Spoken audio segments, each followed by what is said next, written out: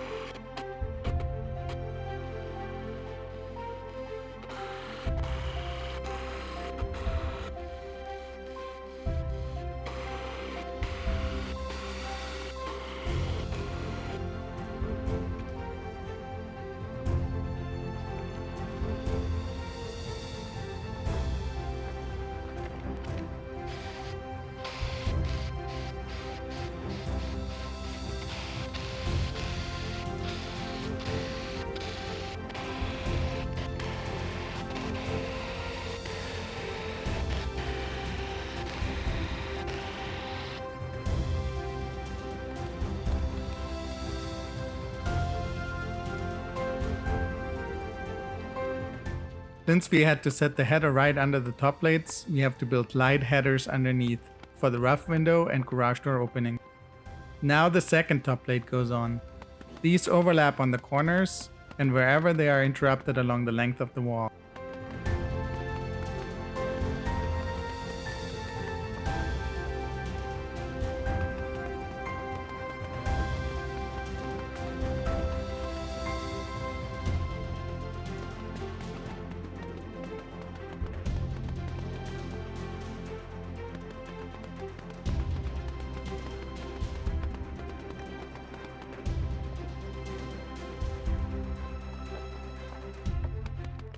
Here we need to install straps along the bottom and top of the window opening. This is because the wall is a shear wall and it reinforces the wall otherwise weakened by the window opening. Also take note of the extra blocks along the length of the strap to further connect everything together. Expert tip: take pictures of all of your straps and hardware in general, especially if they are hidden later, for example by plywood panels. I did need them during the inspection, as the inspector has otherwise no ability to confirm their existence and proper placement.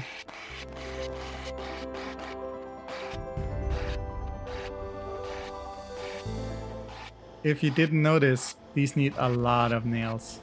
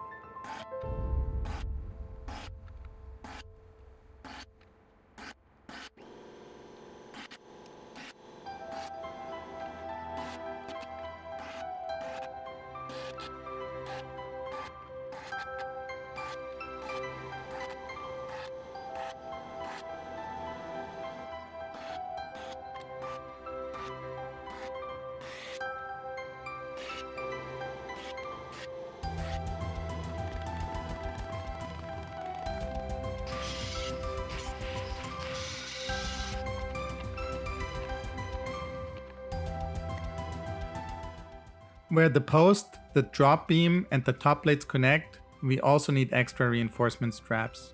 This ensures the top plate to not separate from and connect through the beam. For the door, we also have the additional vertical straps from the header to the posts.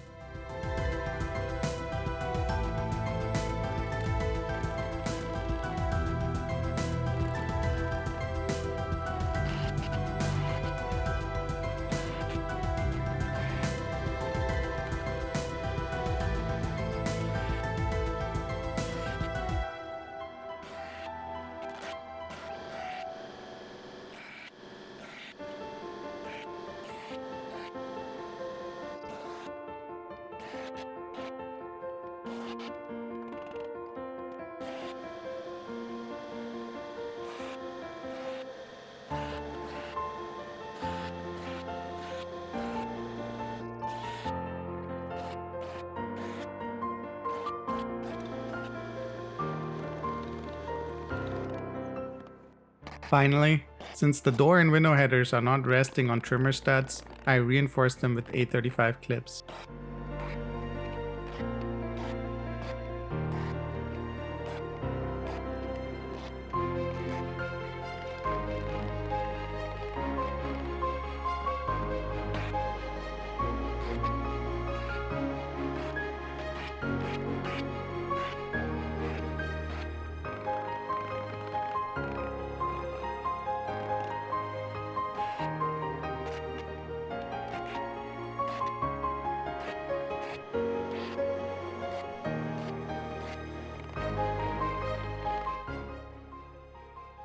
To close out this episode, we install the first plywood panels on the walls.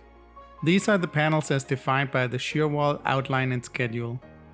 The schedule defines the material and thickness, as well as the nailing requirements. There are two different types of shear walls present on this build, P1 and P2, which differ slightly and most notably in the nailing requirements. P2 requires a nail every 3 inches along the edge of a panel, while P1 only requires one every 6 inches. The shear walls give the structure strength to not shift laterally and collapse. Since I was building most of the structure by myself, putting up the panels presented a challenge as they needed to be held up in the air with the bottom edge just slightly below the bottom plate. I used special clamps or jacks that I would rest the panels on and to adjust the proper height from the ground. On the top and sides, I used cutoffs to restrict the panel movement outside the area I needed it to be. Now it's just a matter of nailing it in place. This was also the first time I realized how important the 16-inch on center placement of the studs really is. When you try to position and nail the panels, and the studs are not in the correct places, it makes your life significantly more difficult. It means you have to either cut every panel special and or find the correct placement for the nails. The panels want to help you with marks where the nails should go if the 16-inch on center is done right, much faster. In my case, this wasn't always the case, and it meant a lot of measuring. Eventually, I actually resorted to putting in extra studs after the fact to get to the 16 on center, but you don't see that here yet.